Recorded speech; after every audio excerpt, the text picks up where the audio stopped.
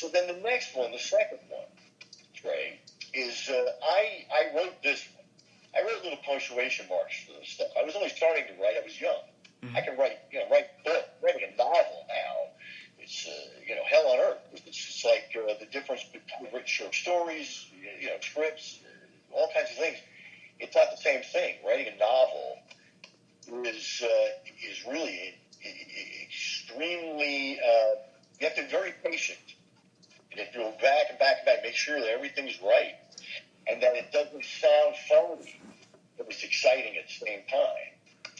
And it's the difference between being a sprinter and a long-distance runner is writing a novel. So I'm forcing myself to do it. But it's based on audio improv material originally.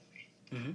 That started in 1986, 87, and that last year and this year I've been expanding on the character.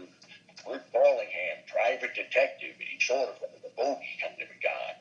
But he's really stupid. But he gets smarter over the course of the series, and so in the book that arc will be there.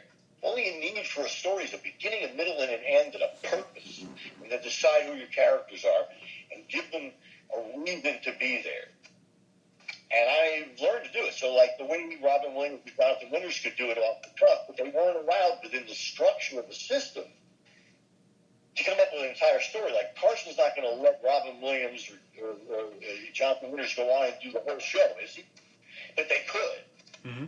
Right? They could play every character and do a plot that's more brilliant than any writer could write. Well, that's what I'm trying to do, and I won't use De Niro's language, but to screw everybody. The system is actually stacked against creativity because they want you to fit in.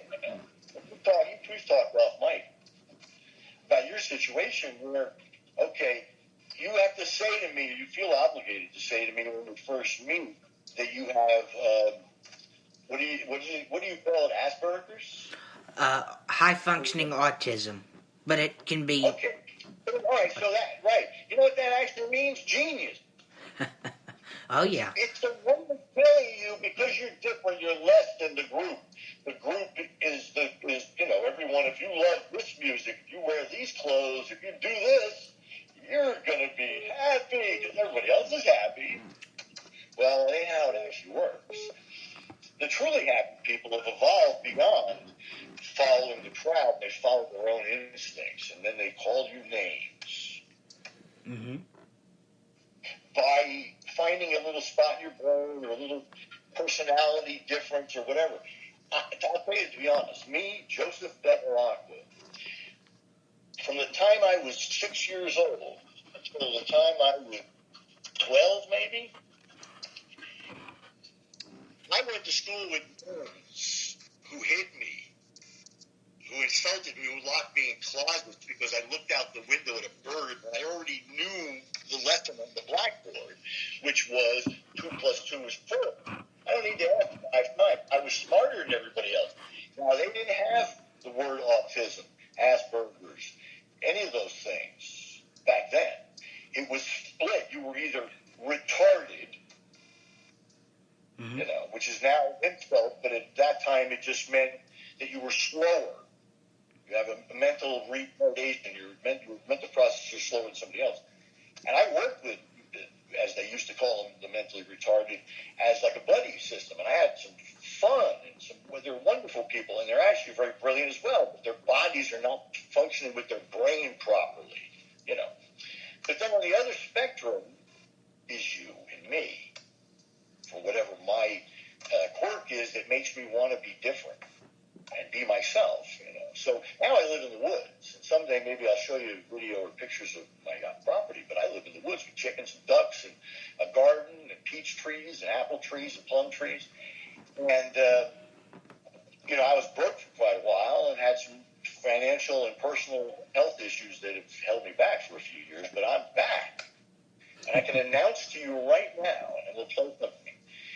So happy to be here that not only is it the 40th anniversary of Liquid Comedy, with Kenny Savoy and Jim Foley and Tom Gianazzo and Gary Beeler, but I have just formed, and I just got the certificate. I am now officially a Joe Bev Production LLC, meaning that I'm actually running an official business instead of working for somebody else like I've been. Because my whole life I either worked for somebody else full time, and then later on, when the whole corporate system broke down and the internet has caused everybody to rethink what is value, because you can get every value from home now. You don't have to go to the stores. These buildings are obsolete. Or I was a freelancer that just worked for NPR and XM, but, they didn't care. And when the money runs out, it was whatever, it was, okay, get rid of that guy.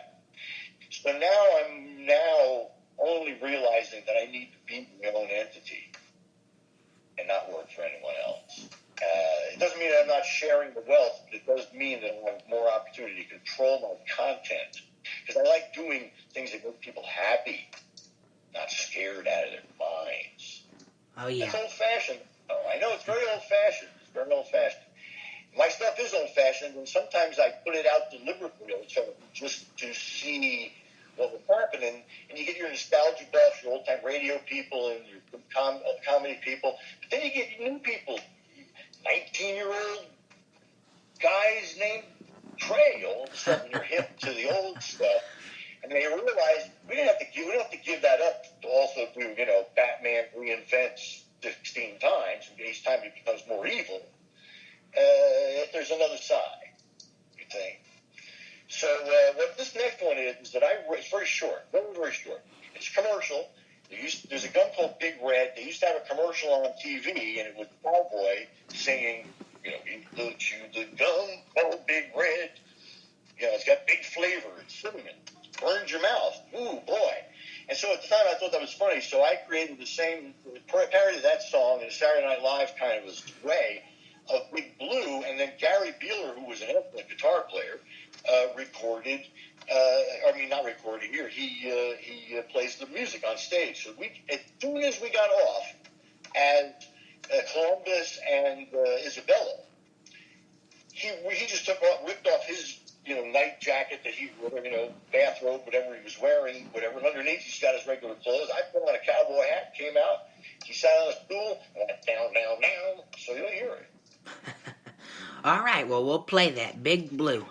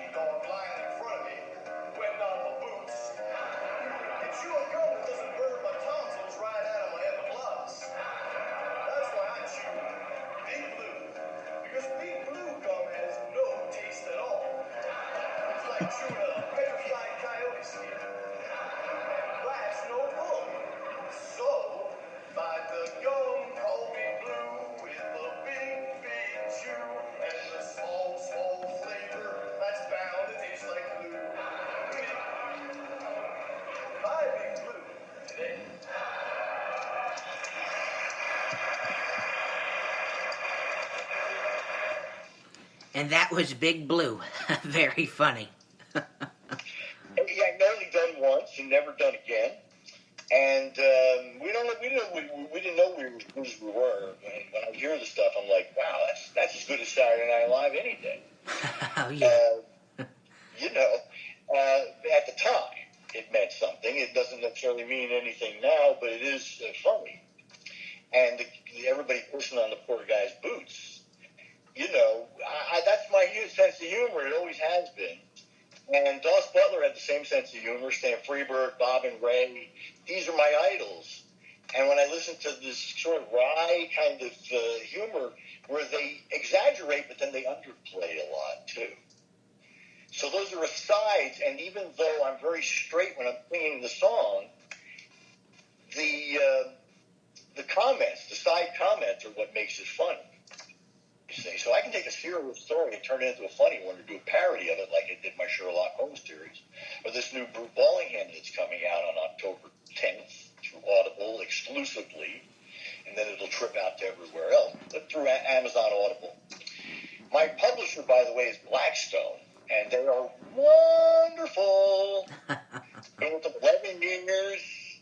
I have over 300 titles out in my former productions with my ex-wife, and now I've got 15 out. I'll have 20 out by the end of the year.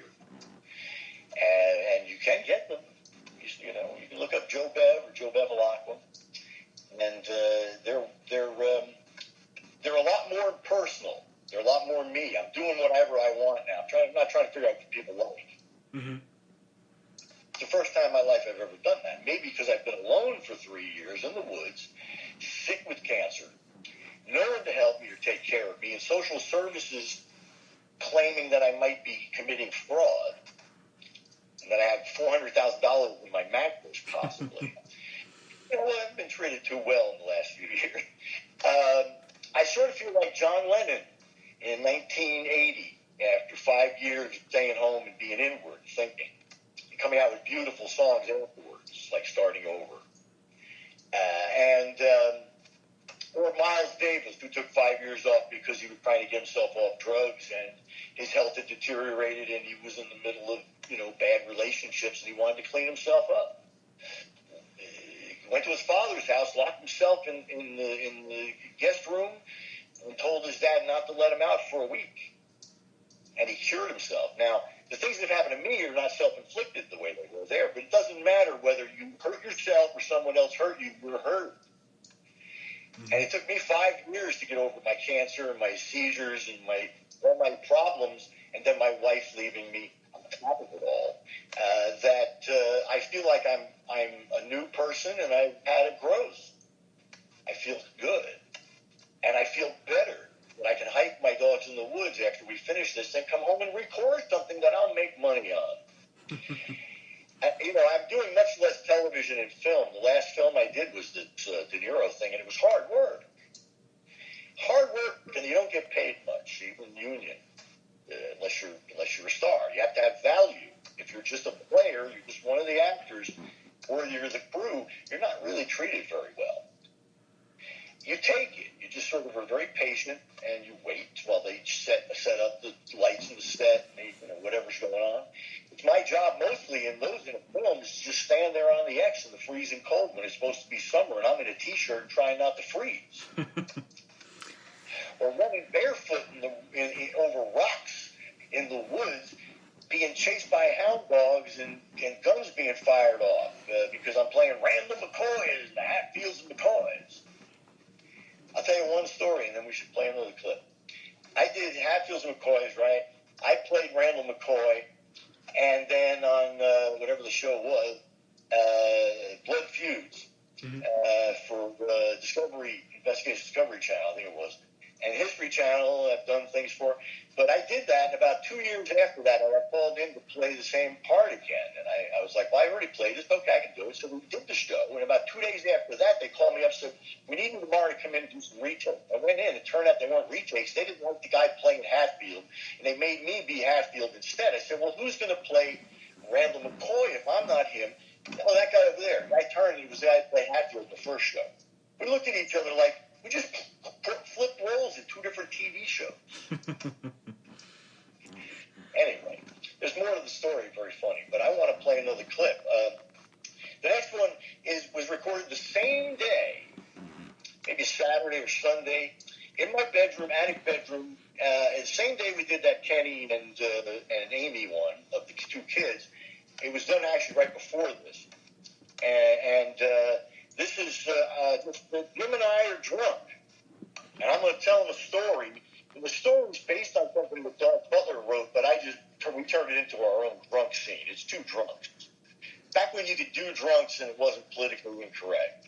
Like Otis the Drunk, the Brooks, and Arthur Houseman from Laurel and Hardy. It's talking like this. I'm drunk. It's funny. You're not making fun of everybody. 2 dude, if I was like Stone, man, I talked